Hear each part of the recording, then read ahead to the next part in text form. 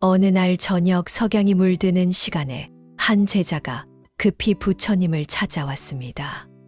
그의 얼굴은 붉게 달아올라 있었고 주먹을 꽉 쥔 채 분노로 온몸이 떨리고 있었습니다. 평소 온화했던 그의 모습은 온데간데 없었고 마치 활활 타오르는 불덩어리 같았습니다. 부처님, 저는 더 이상 참을 수가 없습니다. 그는 거친 숨을 몰아쉬며 말했습니다. 오늘 시장에서 한 상인이 저를 완전히 속였습니다. 제가 정성스럽게 기른 채소들을 헐값에 사겠다고 하더니 나중에 다른 사람에게는 몇 배나 비싼 값을 받고 팔았습니다. 그뿐만 아니라 제가 항의하자 오히려 저를 시골뜨기라며 모욕했습니다. 제자의 목소리는 점점 떨렸습니다. 부처님, 저는 지금 너무 화가 나서 그 사람을 때리고 싶은 충동이 듭니다. 동시에 앞으로 또 이런 일이 생길까봐, 사람들이 저를 우습게 볼까봐 너무 불안해서 밤에 잠도 못 자겠습니다. 제 가슴이 터질 것 같고 손도 덜덜 떨립니다. 부처님은 고요히 미소 지으며 제자를 바라보셨습니다. 그분의 눈에는 깊은 이해와 무한한 자비가 담겨 있었습니다. 바닥에 떨어진 나무십 하나를 집으시며 천천히 입을 여셨습니다. 그대가 지금 느끼는 화와 불안, 그것이 바로 오늘 우리가 함께 살펴볼 마음의 실상이구나. 이 나무잎을 보아라. 바람에 흔들리고 있지만 나무 자체는 흔들리지 않는다. 그대의 본래 마음도 이 나무와 같다. 앉아보거라. 내가 그대에게 마음의 폭풍우를 잠재우는 지혜를 전해주겠다. 첫 번째 가르침, 화의 본질을 깊이 이해하라. 부처님께서 조용한 목소리로 말씀하기 시작하셨습니다. 얘야, 화가 났을 때 가장 먼저 해야 할 일은 화의 정체를 올바르게 아는 것이다. 많은 사람들이 화를 정의나 정당방위의 수단으로 여기지만 이것은 큰 착각이다. 화는 마치 뜨거운 숯과 같다. 그대가 그 숯을 다른 사람에게 던지려 할 때 가장 먼저 타는 것은 그 숯을 쥐고 있는 그대의 손이다. 제자가 고개를 끄덕이며 물었습니다. 그럼 부처님, 화가 날 때는 정확히 어떻게 해야 합니까? 부처님께서 더욱 자세히 설명해 주셨습니다. 첫째, 화가 치밀어 오르는 순간을 알아차려라. 대부분의 사람들은 이미 화에 완전히 사로잡힌 후에야 자신이 화났다는 것을 안다. 하지만 지혜로운 사람은 화가 일어나는 바로 그 순간을 포착한다. 가슴이 뜨거워지고 호흡이 거칠어지고 근육이 긴장되는 그 순간 말이다. 둘째, 즉시 깊게 숨을 쉬어라. 하나, 둘, 셋. 10까지 천천히 세면서 숨을 들이마시고 내쉬어라. 들숨은 4초, 잠깐 멈춤은 2초, 날숨은 6초로 하여라. 이것은 마음의 불길을 잠재우는 가장 기본적이면서도 강력한 방법이다.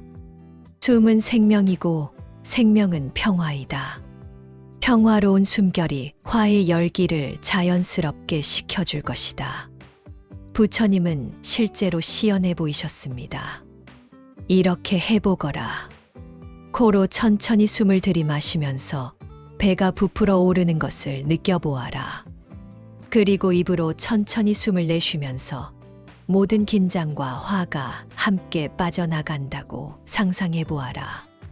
제자가 따라하자 얼굴빛이 조금씩 편안해졌습니다.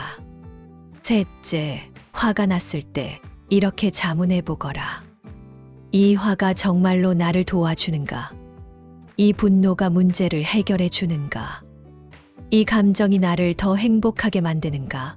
솔직히 답해보면 화는 문제를 해결하기보다는 오히려 더 큰 문제를 만들어낸다는 것을 알 수 있을 것이다. 부처님께서 계속 말씀하셨습니다. 화는 마음의 구름과 같다. 구름이 하늘을 가릴 뿐 하늘 자체를 바꾸지는 못하듯 화도 그대의 본래 맑은 마음을 잠시 가릴 뿐이다. 하늘은 언제나 푸르고 맑다. 구름은 지나간다. 그대의 본래 마음도 언제나 평화롭고 맑다. 화는 지나간다. 넷째, 화의 무상함을 깨달아라. 지금 아무리 강렬한 화도 영원하지 않다. 어제의 화를 떠올려 보아라. 그것이 지금도 그대를 괴롭히고 있는가? 시간이 지나면서 자연스럽게 사그라들지 않았는가? 이것이 바로 모든 감정의 특성이다. 일어났다가 사라진다. 영원한 화는 없다. 두 번째 가르침, 상대방의 고통을 깊이 들여다보아라. 제자가 여전히 완전히 이해하지 못하는 표정을 짓자 부처님께서 더 구체적으로 설명해 주셨습니다. 그 상인이 그대를 속이고 모욕한 진짜 이유를 깊이 생각해 보았느냐? 표면적으로는 그가 악한 사람처럼 보일 수 있다. 하지만 그 행동 뒤에 숨은 진실을 보아야 한다. 부처님께서 손으로 땅의 원을 그리시며 설명하셨습니다. 행복하고 마음이 평화로운 사람이 다른 이를 속이고 모욕하겠느냐? 절대 그렇지 않다. 그는 분명 자신만의 깊은 고통과 두려움 속에서 살고 있을 것이다. 어쩌면 가족을 먹여 살리기 위한 절박함일 수도 있고, 자신도 과거에 누군가에게 속아서 마음에 깊은 상처를 입었을 수도 있다. 그가 다른 사람들을 무시하고 모욕하는 것은 사실 자신의 열등감과 두려움을 감추려는 방어기제일 수 있다. 진정으로 자신감 있고 만족스러운 삶을 사는 사람은 다른 사람을 깎아내릴 필요가 없다. 제자의 눈이 조금씩 부드러워지기 시작했습니다. 부처님, 그렇다면 저는 그를 어떻게 바라봐야 합니까? 부처님께서 더욱 자세히 설명해 주셨습니다. 자비의 마음으로 보아라. 하지만 자비가 단순히 동정이나 연민이라고 생각하지는 마라. 진정한 자비는 상대방의 본질을 이해하는 것이다.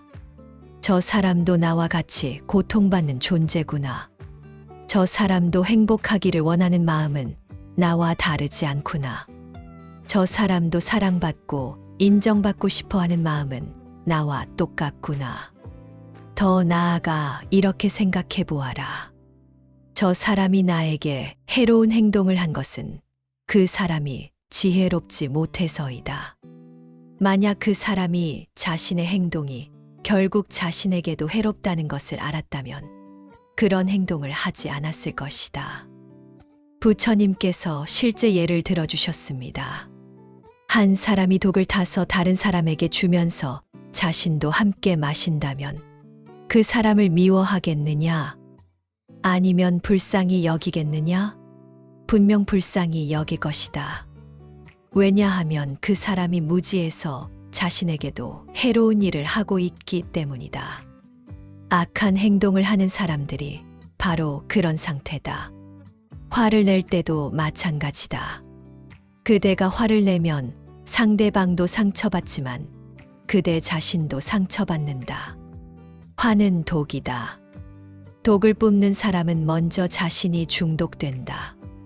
따라서 이렇게 생각하여라. 저 사람이 나에게 화를 내고 모욕하는 것은 그 사람 스스로 고통받고 있다는 신호다. 나는 그 고통의 사슬을 끊겠다.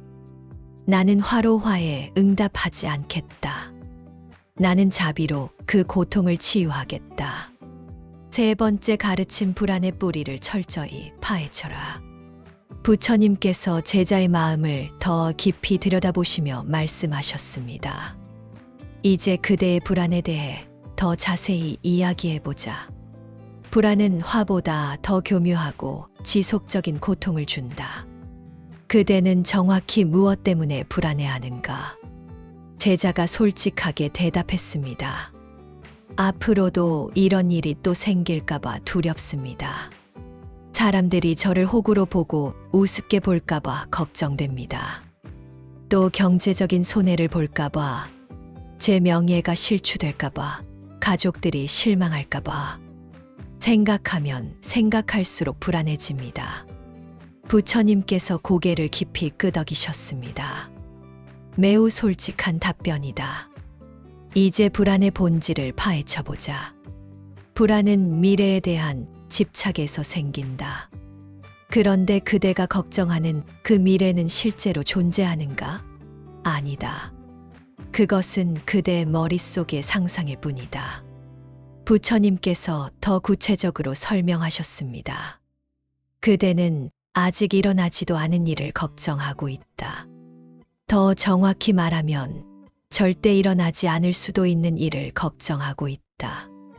과거는 이미 지나갔고 미래는 아직 오지 않았다. 우리에게 진짜 있는 것은 오직 지금 이 순간뿐이다. 그런데 그대는 존재하지 않는 미래에서 고통받고 있다. 더 깊이 들여다보면 불안의 뿌리에는 통제하고 싶은 욕망이 있다. 그대는 미래를 통제하고 싶어 한다. 다른 사람들의 반응을 통제하고 싶어 한다. 모든 상황을 자신이 원하는 대로 만들고 싶어 한다. 하지만 이것이 가능한가? 제자가 고개를 젓자 부처님께서 계속 말씀하셨습니다. 세상에서 우리가 진정으로 통제할 수 있는 것은 오직 하나뿐이다. 바로 지금 이 순간의 우리 마음과 행동이다. 날씨를 통제할 수 없고, 다른 사람의 행동을 통제할 수 없고, 미래에 일어날 모든 일을 통제할 수 없다. 통제할 수 없는 것을 통제하려 할 때 불안이 생긴다. 하지만 부처님, 미래를 대비하는 것이 나쁜 일입니까? 계획을 세우고 준비하는 것도 잘못된 건가요? 부처님께서 지혜로운 미소를 지으며 답하셨습니다. 훌륭한 질문이다. 대비하는 것과 걱정하는 것은 완전히 다르다.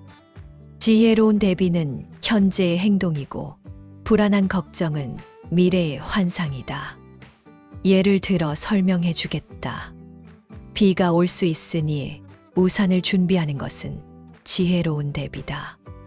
이것은 현재의 행동이다. 하지만 비가 올까? 우산을 깜빡하면 어떡하지? 옷이 젖으면 어떡하지? 감기에 걸리면 어떡하지? 라고 밤잠을 못 자는 것은 불안한 걱정이다. 지혜로운 대비는 마음을 평안하게 만든다. 할 수 있는 준비는 다 했으니 이제 마음 편히 있자. 하지만 불안한 걱정은 끝이 없다. 하나를 걱정하면 또 다른 걱정이 생긴다. 부처님께서 더 깊은 지혜를 전해 주셨습니다. 불안의 또 다른 뿌리는 자아에 대한 집착이다. 내가 어떻게 보일까? 내가 손해보면 어떡하지? 내 명예가 실추되면 어떡하지? 모든 불안의 중심에는 나가 있다. 하지만 이 나라는 것은 생각보다 고정된 실체가 아니다. 그대가 10년 전의 그대와 지금의 그대가 똑같다고 생각하는가? 몸도 달라졌고, 생각도 달라졌고, 환경도 달라졌다. 그럼에도 이 나라고 부르는 것이 있다면, 그것은 변하지 않는 본질적인 무엇이 아니라 끊임없이 변화하는 과정이다. 이것을 깨달으면 불안이 많이 줄어든다. 변화하는 나를 고정시키려 하지 않게 되기 때문이다. 흐르는 강물을 붙잡으려 하면 힘들지만 강물과 함께 흘러가면 자연스럽다. 네 번째 가르침 현재 순간에 깊이 뿌리 내려라.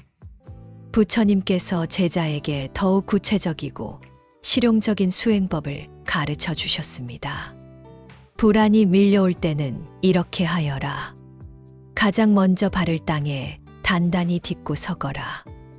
맨발이라면 더 좋고 신발을 신고 있다면 신발을 통해서라도 땅의 감촉을 느껴보아라. 땅은 안정의 상징이다. 땅은 그대를 떠받치고 있다. 땅은 변하지 않는다. 제자가 실제로 따라해보자 부처님께서 계속 지도해 주셨습니다. 이제 지금 이 순간에 온전히 집중하여라. 지금 그대가 숨 쉬는 것을 자세히 느껴보아라. 공기가 코로 들어와서 폐로 가고 다시 나가는 그 전체 과정을 따라가 보아라. 이것은 지금 이 순간에만 일어나는 일이다. 과거의 숨도 미래의 숨도 아닌 바로 지금의 숨이다. 그 다음 지금 그대 주변의 소리를 하나하나 들어보아라. 새소리, 바람소리, 나무잎 부딪히는 소리. 각각의 소리를 구별해서 들어보아라. 이 소리들도 지금 이 순간에만 존재한다. 이제 지금 그대의 몸의 감각을 느껴보아라. 옷이 피부에 닿는 느낌, 공기의 온도, 근육의 긴장과 이완. 이 모든 감각들이 지금 이 순간의 선물이다. 부처님께서 더 깊은 차원의 현재 순간 수행을 가르쳐 주셨습니다. 이것이 바로 지금 여기에 머무는 것이다. 불안은 미래의 그림자이지만 지금 이 순간에는 그림자가 존재할 수 없다. 마치 어둠이 빛 앞에서 사라지듯이 말이다. 하지만 처음에는 어려울 것이다. 마음이 자꾸 미래로 달려가려 할 것이다. 그런데 만약에 그러면 어떡하지? 하는 생각들이 계속 일어날 것이다. 이때 마음을 비난하지 마라. 그저 또 미래로 갔구나 라고 알아차리고 다시 현재로 돌아와라. 이것은 마치 강아지를 훈련시키는 것과 같다. 강아지가 이리저리 뛰어다니더라도 화내지 않고 계속 제자리로 데려온다. 마음도 마찬가지다. 계속 현재로 데려와라. 부처님께서 일상생활에서의 실천 방법을 구체적으로 알려주셨습니다. 그대가 매일 아침 일어나면 이렇게 다짐하여라. 오늘 하루 나는 현재 순간에 머물겠다. 과거의 후회와 미래의 걱정에서 벗어나 지금 이 순간을 소중히 여기겠다. 이 다짐만으로도 불안의 절반은 사라질 것이다. 그리고 하루 중에 틈틈이 현재 순간 점검을 해보아라. 지금 나는 어디에 있는가? 지금 나는 무엇을 하고 있는가? 지금 나는 무엇을 느끼고 있는가? 이 세 가지 질문만으로도 불안한 마음을 현재로 데려올 수 있다. 특히 밥을 먹을 때, 걸을 때, 일을 할 때도 온전히 그 행동에 집중해 보아라. 밥을 먹으면서 미래를 걱정하지 말고 음식의 맛과 향과 식감을 온전히 느껴보아라. 걸으면서 불안해하지 말고 발이 땅에 닿는 감각을 느껴보아라. 이것이 바로 현재 순간에 사는 것이다. 5번째 가르침 마음의 진정한 주인이 되어라. 제자가 더욱 진지한 표정으로 물었습니다. 부처님, 그런데 화나 불안이 너무 강렬할 때는 어떻게 해야 합니까? 아무리 노력해도 제 의지대로 되지 않을 때가 있습니다. 마치 거대한 파도가 저를 덮치는 것 같습니다. 부처님께서 깊은 이해가 담긴 자비로운 미소를 지으며 답하셨습니다. 매우 중요하고 좋은 질문이다. 강한 감정이 일어날 때는 그것과 정면으로 싸우려 하지 마라. 이것이 가장 중요한 포인트다. 대부분의 사람들이 여기서 실수를 한다. 감정과 싸우는 것은 마치 진흙탕에서 뒹굴면서 진흙을 털어내려는 것과 같다. 더 뒹굴수록 더 더러워진다. 대신 그 감정을 하늘에서 구름을 바라보듯이 관찰하여라. 관찰한다는 것이 정확히 무슨 의미입니까? 부처님께서 더욱 자세히 설명해 주셨습니다. 관찰한다는 것은 감정과 하나가 되지 않고 감정을 객관적으로 보는 것이다. 이렇게 말해보거라. 지금 화가 나는구나. 이 화는 가슴에서 뜨겁게 타오르고 있구나. 이 화는 목을 조이고 있구나. 이 화는 주먹을 쥐게 만들고 있구나. 하지만 이 화는 나 자신이 아니다. 이 화는 곧 지나갈 것이다. 또는 이렇게 말해보거라. 아, 지금 불안이 밀려오는구나. 이 불안은 배를 조이고 있구나. 이 불안은 가슴을 답답하게 만들고 있구나. 이 불안은 온몸을 떨게 만들고 있구나. 하지만 이 불안은 나 자신이 아니다. 이 불안도 구름처럼 지나갈 것이다. 부처님께서 더 깊은 차원의 가르침을 주셨습니다. 감정을 관찰할 때 가장 중요한 것은 판단하지 않는 것이다. 화내면 안 돼, 불안해하면 안 돼라고 자책하지 마라. 이런 판단은 감정 위에 또 다른 감정을 쌓는 것이다. 화 위에 자책이라는 화를 더 쌓는 것이다. 대신 이렇게 받아들여라. 지금 이런 감정이 있구나. 이것도 자연스러운 것이구나. 나는 인간이니까 이런 감정을 느낄 수 있구나. 받아들임이 바로 치유의 시작이다. 부처님께서 구체적인 실습 방법을 가르쳐 주셨습니다. 강한 감정이 일어났을 때 이렇게 해보아라. 먼저 그 감정에 이름을 붙여주어라. 화야, 안녕. 불안아, 너도 왔구나? 마치 오랜 친구를 맞이하듯이 말이다. 이상하게 들릴지 모르지만 이렇게 하면 감정과의 거리감이 생긴다. 그 다음 그 감정이 몸의 어느 부분에 있는지 찾아보아라. 화는 보통 가슴이나 목에 있고 불안은 배나 가슴에 있다. 그 부분에 손을 대고 부드럽게 문지르면서 고생했다. 이제 쉬어도 된다라고 말해 주어라. 마지막으로 그 감정이 파도라고 상상해 보아라. 파도는 일어났다가 반드시 사라진다. 아무리 큰 파도도 영원히 지속되지 않는다. 그대는 파도가 아니라 그 파도를 바라보는 바다다. 바다는 파도 때문에 사라지지 않는다. 부처님께서 마음의 주인 되기에 대한 더 깊은 지혜를 전해 주셨습니다. 진정한 마음의 주인이 된다는 것은 감정을 억압하거나 조작하는 것이 아니다.